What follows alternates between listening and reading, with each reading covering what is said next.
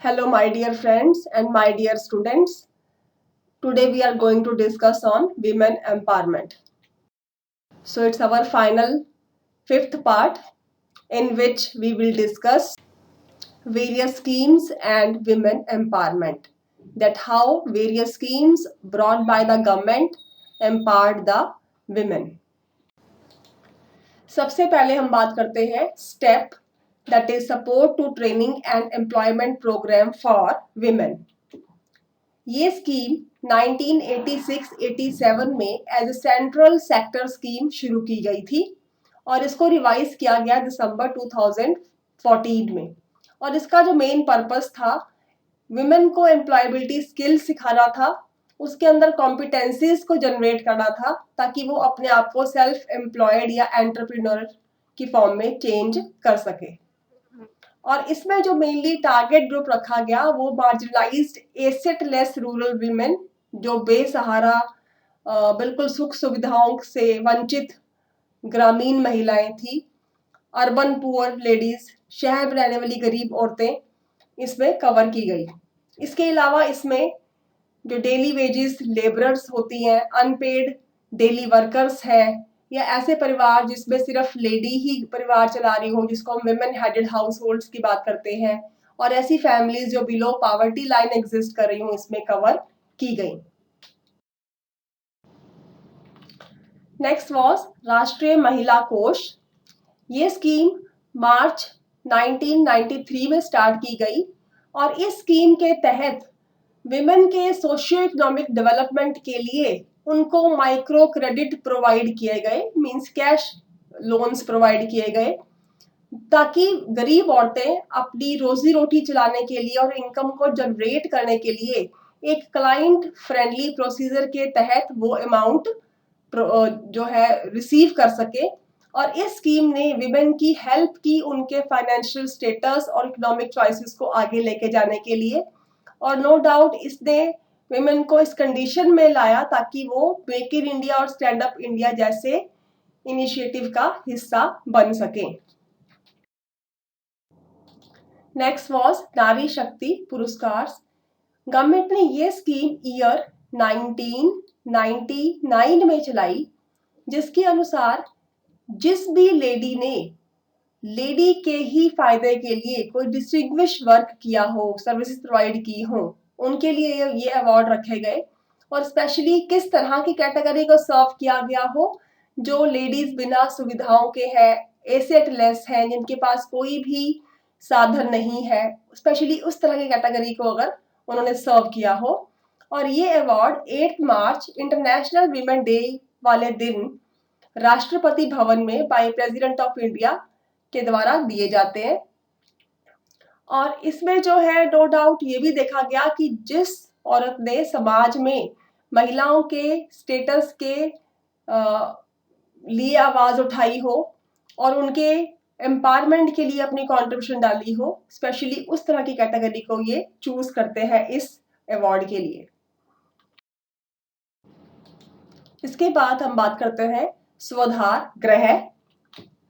ये जो स्कीम है union ministry of women and child development के थ्रू 2001 में शुरू की गई और इसका पर्पस था rehabilitation of women in difficult circumstances. वो औरतें जो बहुत ज़्यादा मुश्किल सर्कमस्टांस में अपनी लाइफ को व्यतीत कर रही हों, उनको दोबारा से बसाना, या जिसको हम हिंदी में कहते हैं पुनर्वास करवाना. और इस स्कीम के प्रोवाइड लेडीज को शेल्टर, फूड, क्लोथिंग जैसी सारी सुविधाएं जो है प्रोवाइड की गई. इसमें अगेन जो है मार्जिनलाइज्ड कैटेगरी को कवर किया गया.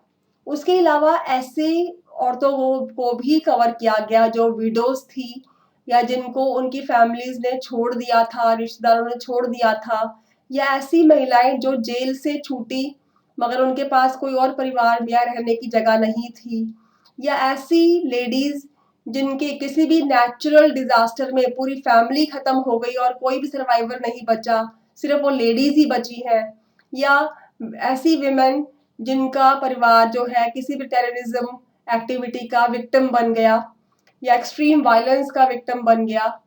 तो इस तरह की सारी लेडीज को इस स्वधार गृह स्कीम में शामिल किया गया। और यहाँ मेन चीज ये है, इसमें जो इम्प्लीमेंटिंग एजेंसीज थी वो एनजीओज, नॉन गवर्नमेंट ऑर्गेनाइजेशंस का मेन हाथ था। Next scheme was Ujjwala. ये स्कीम दिसंबर 2007 में शुरू की गई और इसका जो पर्पस था to prevent trafficking of women and children for commercial sexual exploitation. जिस तरह से हमें मालूम है ह्यूमन ट्रैफिकिंग के केस सामने आते हैं हमारे समाज में, जिसको ह्यूमन स्मगलिंग का नाम दिया जाता है, जिसमें लेडीज और लड़कियों को जो है कमर्शियल एक्सप्लॉयटेशन के लिए, सेक्सुअल एक्सप्लॉयटेशन के लिए बेचा जाता है। तो इस स्कीम का पर्पस था to rescue, rehabilitation and re integration of victims of trafficking, कि समाज में ऐसे लोगों को छुड़ाना, उनको रिहैबिलिटेशन मीन्स उनको फिर से आबाद करना और री इंटीग्रेट और समाज में उनकी पुनर्स्थापना करना, एक नॉर्मल वो लाइफ जी सके।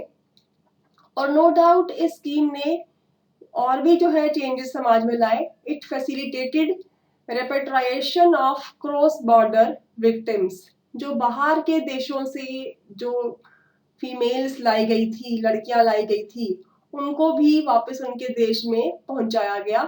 और ये स्कीम भी मेनली एनजीओज के थ्रू इम्प्लीमेंट की गई थी। Next scheme was Rajiv Gandhi national creche scheme. ये स्कीम 2012 में लॉन्च की गई और इसमें जो मेन कवर किया गया कि जो वर्किंग मदर्स थी उनके बच्चों की केयर की जाए by opening creches at the work place.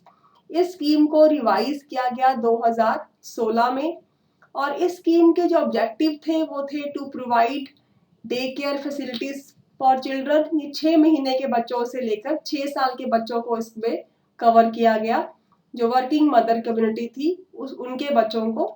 और number 2 was to improve nutrition and health status of children, क्योंकि अगर क्रचेस वर्क प्लेस के नजदीक होंगे तो बच्चों के खाने पीने और उनकी हेल्थ का भी ध्यान मदर साइड बाय साइड रख सकती है, या ऐसे क्रचेस के अथॉरिटीज रख सकती हैं। तो इससे बच्चों की हेल्थ को भी इम्प्रूव करने का टारगेट रखा गया। उसके अलावा to promote physical, cognitive, social and emotional development of children, बच्चों का शारीरिक विकास हो सके, दिमागी विकास हो सके, सामाजिक विकास हो सके, भावनात्मक स्तर पे वो विकास कर सके, इस चीज को भी इस स्कीम का ऑब्जेक्टिव बनाया गया। उसके अलावा to educate and empower parents, care givers for better child care, कि जो भी पेरेंट्स हैं या बच्चे को पालने वाले केयर गिवर्स हैं उनको एजुकेट किया जा सके कि बच्चों को हम ढंग से किस तरह से सही चाइल्ड केयर प्रोवाइड कर सकते हैं। इसके अलावा नेक्स्ट स्कीम जो इंट्रोड्यूस की गई वो थी बेटी बचाओ बेटी पढ़ाओ। ये स्कीम एक सोशल कैंपेन के तहत इसको आगे लेके आया गया। इसको 22 जनवरी 2015 में इम्प्लीमेंट किया गया और इसका जो पर्पस था it was to prevent sex selective abortion, क्योंकि समाज में उस टाइम तक बहुत ज्यादा फीमेल फीटिसाइड के केस आ रहे थे, जिसको हम भ्रूण हत्या का नाम देते हैं। और सेक्स सेलेक्टिव अबॉर्शन थे कि बेटी को ही डिटेक्ट करके उसका अबॉर्ट किया जा रहा था, तो उसको रोका गया।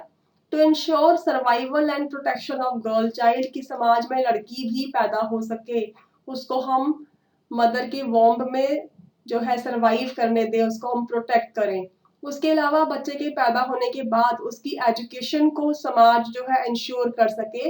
इन दोनों ही चीजों को इस स्कीम में शामिल किया गया और ये एक ज्वाइंट इनिशिएटिव था ministry of women and child development and ministry of human resource development, that is MHRD का ज्वाइंट वेंचर था। इस स्कीम के लिए अराउंड 100 करोड़ रुपीस जो है इन्वेस्ट किए गए और इसमें मेनली जो है जो स्टेट्स कवर की गई वो थी उत्तराखंड, बिहार, उत्तर प्रदेश, पंजाब, दिल्ली एंड हरियाणा, बिकॉज ये वो वाले एरियाज थे, वो वाली स्टेट्स थी जहां पर जो फीमेल रेशो है वो बहुत ज्यादा ड्रास्टिकली नीचे आती चली जा रही थी। Next women empowerment scheme was Sukanya Samriddhi Yojana, और इसका जो पर्पस था वो था लड़की के लिए पेरेंट्स को एनकरेज करना कि वो उसके लिए फंड को जनरेट कर सके ताकि उसकी एजुकेशन और मैरिज जो है वो ठीक ढंग से पेरेंट्स कर पाए। इस स्कीम को जनवरी 2015 में लॉन्च किया गया और इसका पर्पस था कि लड़की जब तक बड़ी हो वह फाइनेंशियली इंडिपेंडेंट हो सके इस सेविंग स्कीम के थ्रू जमा की हुई राशि से। उसके अलावा वो अपने बाकी ड्रीम्स को पूरा कर सके, अपने गोल्स को पूरा कर सके, जिस तरह से हायर एजुकेशन है, मैरिज है, और नो डाउट समाज में महिला की एक जो फाइनेंशियल स्टेबिलिटी है, आर्थिक लेवल पे जो स्टेबिलिटी है उसको जनरेट करने की कोशिश भी सुकन्या समृद्धि योजना के थ्रू की गई। नेक्स्ट वाज कन्या साक्षरता प्रोत्साहन योजना। ये स्कीम मध्य प्रदेश की स्टेट गवर्नमेंट ने चलाई, जिसमें कि नाम से क्लियर है कन्या साक्षरता। साक्षरता मीन्स एजुकेशन प्रोवाइड करना, प्रोत्साहन मीन्स उसको एनकरेज करना। It means encouragement of girl education, जिसमें कि बेसिकली गर्ल एजुकेशन को प्रमोट किया गया बाय प्रोवाइडिंग फाइनेंशियल असिस्टेंस, उनको स्कॉलरशिप्स दिए गए। और इसका दूसरा जो ऑब्जेक्टिव था वो था ड्रॉप आउट रेशियो को घटाना, जिसमें ड्रॉप आउट का मतलब जहां बच्चे स्कूल छोड़कर बीच में चले जाते हैं उस तरह के केसेस को, उस तरह के रेशियो को घटाना, डिक्रीज करना। और नो डाउट इसमें जो था क्लास 6th पर अगर बच्चा एडमिशन वापस क्लास फुल में लेता था उसको 500 रुपीज, और क्लास 9th 1000 रुपी, और क्लास +1 के लिए उसको 3000 rupees as a scholarship provide किए जाते थे। This was a kind of financial assistance to keep them in the school and to continue their education. Next was one stop center schemes, that is OSCs. इस scheme को हम popularly सखी नाम से जानते हैं और इसको 1 अप्रैल 2015 में इंट्रोड्यूस किया गया विद द निर्भय फंड। हमें निर्भया केस के बारे में वी आर वेल अवेयर, तो उसके फंड से ये जो स्कीम को जनरेट किया गया।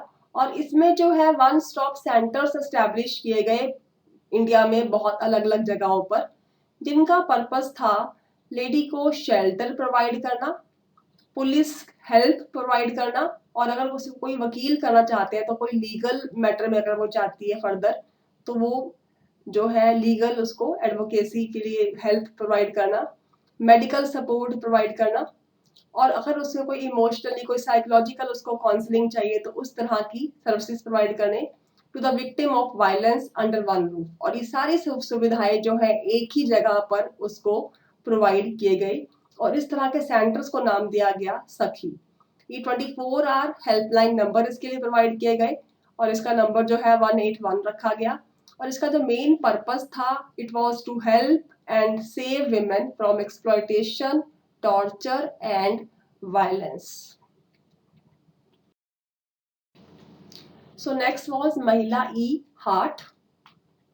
इस स्कीम को 7 मार्च 2016 में स्टार्ट किया गया और इसमें जो है e-हार्ट मींस ऑनलाइन मार्केटिंग प्लेटफॉर्म्स जो है वो प्रोवाइड किए गए by the ministry of women and child development. और इसमें जो है इस मिनिस्ट्री ने सपोर्ट किया विमेन एंटरप्रेन्योर्स को, सेल्फ हेल्प ग्रुप्स को और नॉन गवर्नमेंट ऑर्गेनाइजेशंस को, ताकि वो अपना जो बनाया हुआ सामान है वो और जो सर्विसेज है वो उसको वो शोकेस कर सके, दिखा सके ऑनलाइन। और ये एक तरह का डिजिटल इंडिया इनिशिएटिव था जहां पर लेडीज अपना बनाया हुआ सामान ऑनलाइन बेच सके। तो नो डाउट इसने जो है महिलाओं की मदद की, उनको फाइनेंशियल स्टेटस को अप करने के लिए, उनको इकोनॉमिकली इंडिपेंडेंट करने के लिए और उनको part of make in India and stand up India के इनिशिएटिव में पार्ट बनने के लिए। Next was working women hostel. ये स्कीम 1972-73 में इंट्रोड्यूस की गई थी, मगर इसको जो है दोबारा जो है रीलॉन्च किया गया इन 2000 17 अप्रैल। और इसका जो पर्पस था वो था विमेंस को, स्पेशली वर्किंग विमेंस को सेफ और अपने जो है वर्क प्लेस के नज़दीक कन्वीनियंटली लोकेटेड अकोमोडेशन प्रोवाइड करना, और with day care facility for their children, और उनके जो हॉस्टल के साथ ही डे केयर फैसिलिटी बच्चों के लिए। और इसको जो है अर्बन, सेमी अर्बन और रूरल एरियाज में काफ़ी जगह जो है एस्टैब्लिश किए गए इस तरह के वर्किंग वुमेन हॉस्टल, ताकि विमेन को एम्प्लॉयमेंट में आगे लेके आया जा सके और उनकी पार्टिसिपेशन वर्क के अंदर बढ़ाई जा सके। नेक्स्ट स्कीम वाज प्रधानमंत्री मातृ वंदना योजना। इस स्कीम के तहत फीमेल की जो है सेफ डिलीवरी की कंडीशंस प्रोवाइड की गई और साथ ही साथ गुड न्यूट्रिशन प्रोवाइड किया मदर्स के लिए by the government. No doubt ये स्पेशली फर्स्ट चाइल्ड के बर्थ के लिए ये स्कीम प्रोवाइड की गई।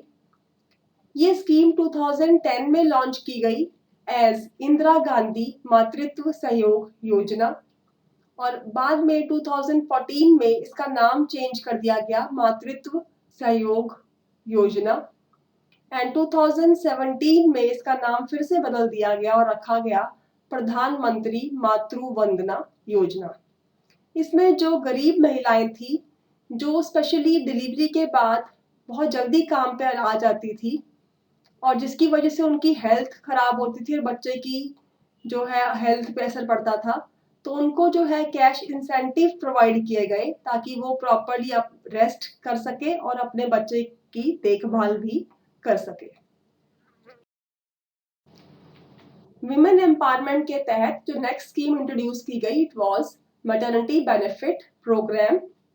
ये स्कीम 2017 में स्टार्ट की गई, जिसमें लेडी को फर्स्ट चाइल्ड की डिलीवरी के बाद कैश इंसेंटिव प्रोवाइड किया जाता था ₹6,000 का, ताकि वो अपने न्यूली बॉर्न चाइल्ड की केयर कर सके।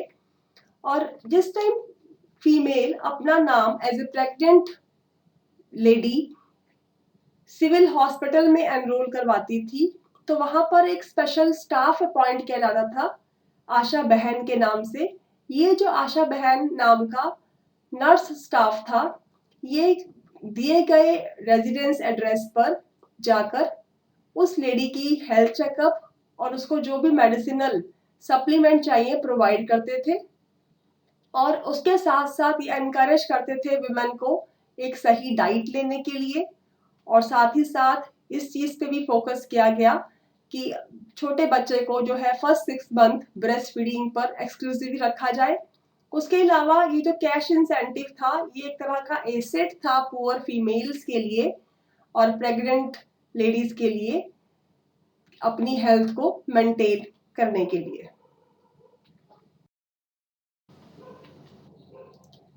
Next was new draft national policy.